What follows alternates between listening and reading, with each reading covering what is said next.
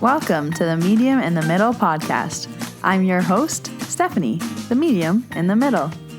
On this podcast, I share my journey as a developing psychic medium, as a Reiki master teacher, as an Akashic record practitioner, and anything else that's thrown my way.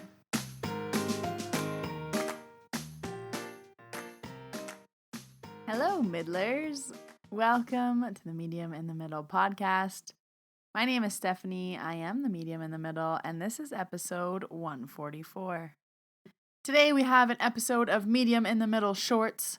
I put up a Q&A on Instagram and asked for questions, and there was a good question in there, and then someone also asked the same question in my Reiki class, so I was like, ooh, that's a good question, and I feel like it would be good for the podcast. And that question is, how do I know if I'm seeing, sensing, feeling spirit? So I want to talk about that today, but first I'm going to pull a few cards to keep on topic with the mediumship theme today. I wanted to pull a card from the John Holland and Lauren Rainbow mediumship training deck, and I pulled the card Creative Expression. Creativity is not only a way of expressing your personality and spirit to the outside world, it's also a great way of disconnecting your analytical mind so you can reconnect with the creative, expressive, and intuitive side of your brain. As children, we started our lives by freely using the more creative right side of our brain. As we get older, as a result of schooling and societal conditioning, there are a tendency to pull away from our right side and rely more on the intellectual left side of our brain. Intuition floats on the edge of creativity, so try doing something creative, such as taking a class where you can practice sketching, drawing, writing, painting, coloring, making poetry, or whatever works for you. Being creative can be quite meditative in its own way. As you develop your psychic and mediumship potential, it can help to train yourself to let go of logic and trust the information you're receiving, whether it's psychic information or messages from spirit. Every psychic and medium uses the vast imaginative nature of the right brain to achieve a higher altered state. This is what is known as the artist's mind. This is a special place where communication is pure and authentic. You don't need to have any artistic ability to practice with the creative methods and tools. Just making the effort and having fun will definitely help to stretch your spiritual abilities further than you could imagine. Ooh, creative expression. So I wanted to pull one more card, and I pulled from the Kyle Gray Angel Guide Oracle book. And of course, I got intuition and downloads. Hearing high-pitched noises, seeing flickers of light, and having the sense that beings are visiting you in your sleep are all signs that you are receiving downloads from heaven. When you draw this card, your angels want you to know that the feelings you are having and the intuitive urges that you have been feeling are divinely inspired. If you feel that you have been having psychic insight into a particular situation and have been wondering if you can trust them, this card is reassuring you that they are indeed correct. This is a time when you are able to see, hear, and feel beyond the human senses. Your intuition is becoming stronger and you are in touch with angels, guides, and other divine beings who are encouraging your growth and connection to the universe.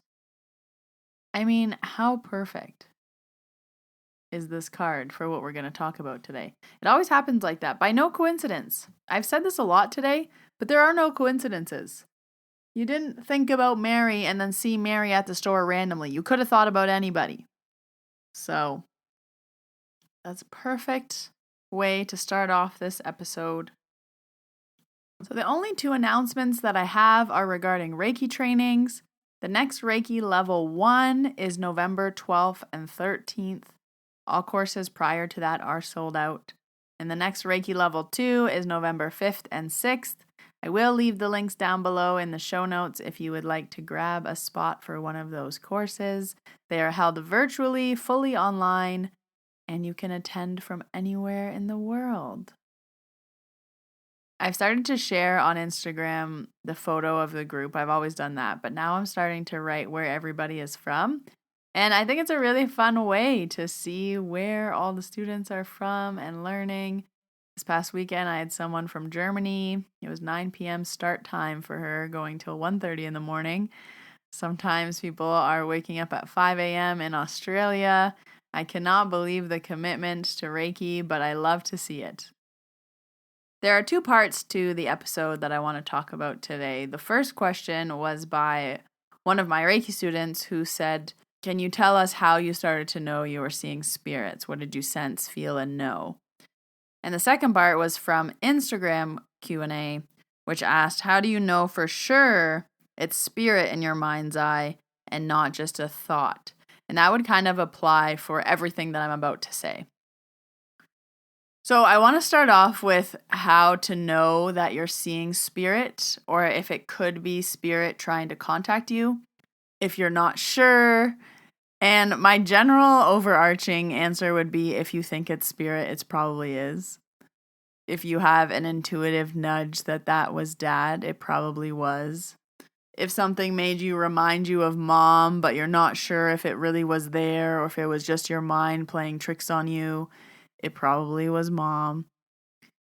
But some things that I wanted to offer in this episode are some things that I experienced. So some of this list is going to be a little obvious, some maybe not so much. But dream visitations, if you think about them, that's one.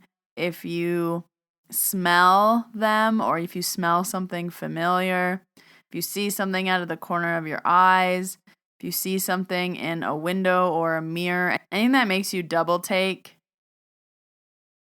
If you get an overwhelming feeling that someone is around you, beside you, behind you, sitting at the edge of your bed, if you start to feel heaviness that feels kind of like overtaking, almost like a hug, that could be spirit.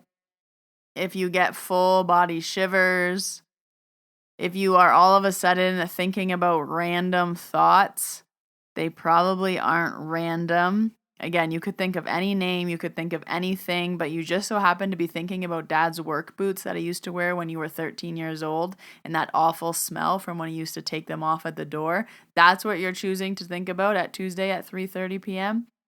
Probably not. Probably dad trying to say hi in some weird way. So while these all may seem like little things, nothing is little when it comes to intuition or signs from our guides or spirit or anyone. You just really, really, really have to pay attention. Is the song on the radio saying the message you just needed to hear? Is the song you needed to hear? So there's a lot of ways that spirit can be trying to contact you. Does this automatically mean you're a medium? No, but there's still lots of signs that we can accept without being labeled a medium. A few other ones that I can think of is if you ever feel startled, if you ever do that, like, if you ever have to double take anything, it's probably spirit trying to get your attention. But essentially anything with the senses, if you see anything, hear anything, did someone randomly call your name? Did you think you heard your name? Hear, see, feel. Did it feel like something brush up against you?